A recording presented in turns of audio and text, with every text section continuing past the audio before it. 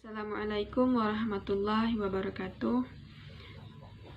Alhamdulillahirabbil alamin ala nikmatil iman wal islam. Allahumma shalli ala sayyidina Muhammad wa ala ali sayyidina Muhammad. Yang saya hormati Bapak Dr. Muhammad Yusuf MPD selaku dosen pembimbing mata pelajaran Teknologi Pendidikan dan teman-teman yang berbahagia.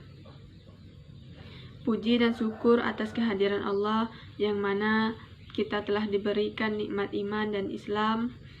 Salawat dan salam semoga tetap tercurahkan kepada roh junjungan alam, yakni Habibina wa Syafi'ina Muhammad sallallahu alaihi wasallam yang berlapaskan Allahumma shalli ala sayyidina Muhammad wa ala ali sayyidina Muhammad. Baiklah, perkenalkan, nama saya Zuaria dari Prodi Pendidikan Agama Islam semester 3 dengan NIM 2019-151-3494. Adapun tujuan saya membuat video ini adalah untuk memenuhi tugas UAS, yang mana soal yang pertama adalah jelaskan perbedaan media pembelajaran dan sumber pembelajaran. Yang kedua, jelaskan langkah-langkah dalam mendesainer dan merancang sumber pembelajaran. Yang pertama, perbedaan media pembelajaran dengan sumber pembelajaran. Pembedaan pembelajaran adalah media pembelajar adalah suatu media yang berfungsi untuk mempermudah dalam proses pemberian informasi dalam suatu pembelajaran. Media pembelajaran berupa fisik seperti alat, buku, dan lain-lain. Media pembelajaran juga bisa berupa dengan fisik seperti suara dan video. Sedangkan sumber belajar adalah seluruh sumber yang bisa digunakan untuk memberikan materi atau data dalam rangka proses mencapai tujuan dari pembelajaran. Sumber belajar bisa berupa buku, video, dan tenaga pengajar seperti guru, dosen, dan lain-lainnya.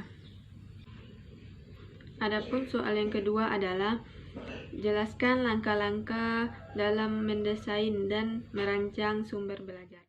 Langkah-langkah dalam mendesain dan sumber belajar ada 4. Yang pertama, proses analisis kebutuhan. Analisis kebutuhan ini dalam kegiatan yang dilakukan untuk mengkaji berbagai persoalan yang terkait dengan perancangan sumber belajar di sekolah berdasarkan kebutuhan karakteristik setiap mata pelajaran dan kurikulum, baik dari sisi kompetensi yang harus dimiliki maupun segi materi ataupun bahan yang akan disampaikan kepada anak didik.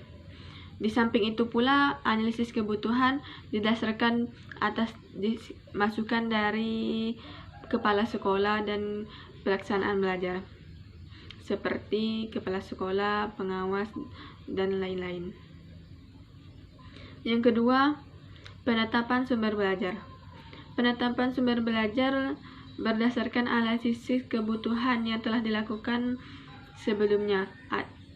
Menetapkan sumber belajar yang digunakan. Kegiatan ini dilakukan dengan cara berbagai teori dan hasil analisis yang dibutuhkan yang telah dibutuhkan. Kemudian menyusun konsep dan strukturnya, aplikasi serta implementasi konsep dan konstruktur yang telah ditetapkan. Akan tetapi jadikan julukan dalam penetapan sumber belajar. Yang ketiga, pengembangan sumber belajar.